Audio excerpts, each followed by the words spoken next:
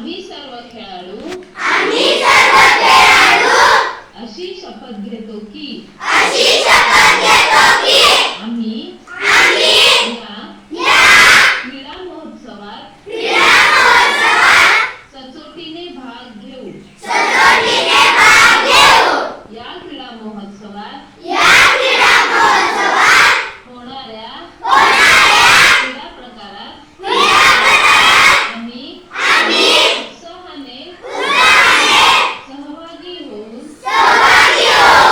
उत्तम खेळाचे प्रदर्शन करू। क्रीडा महोत्सवी स्पर्धांच्या